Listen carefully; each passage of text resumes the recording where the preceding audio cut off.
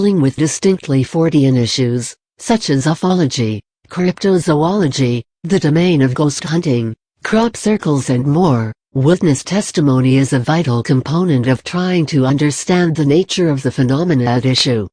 And, on more than a few occasions, that same testimony can reach near jaw-dropping proportions. From my files comes one such extraordinary example. In 1952, Bill Maguire was stationed at Royal Air Force Sinan, near Land's End, Cornwall, England, where he worked as a radar specialist. Maguire's skills were in high demand, and he and a team of 5 others often worked together at different bases, in order to give accurate readings of radar instrumentation. These were usually during exercises, and there would be the same half a dozen of us. Usually, it was made clear to us where we were going. You'd get a travel warrant, and a truck would be waiting to pick you up. On one occasion, Maguire and his colleagues were driven to a location which he now believes to be somewhere near RAF Sandwich in the county of Kent. From the onset, Maguire realized that this exercise was going to be different to all the previous ones, because the windows of the truck, which on earlier occasions had been open, were all shuttered. When the team got to the location, they found it was an open field with a hump which led to a large underground installation. Even in those days, this place impressed me, he told me. This was a huge complex. I'd never seen the likes of it before. It must have gone down for half a mile. It was like something out of a science fiction film. Everywhere was lit up in blue light, and it was completely operational with about 100 people working there.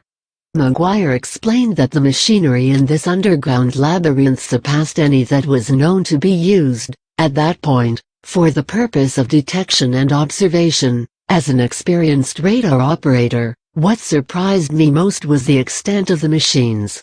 They were able to see right across to Eastern Europe, and parts of Russia, and way over to Sweden, which I hadn't realized at that time we could do.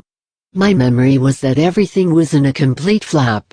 Normally, in a military situation, everything is ordered, regular and set out. But here was a situation that was plainly out of control. Mechanics were flying about all over the place. As Maguire got his bearings, and the situation was revealed to him in its starkest form, the reasons behind the blind panic became staggeringly clear. A huge, unidentified aerial object was being tracked on the radar scopes high over the English Channel.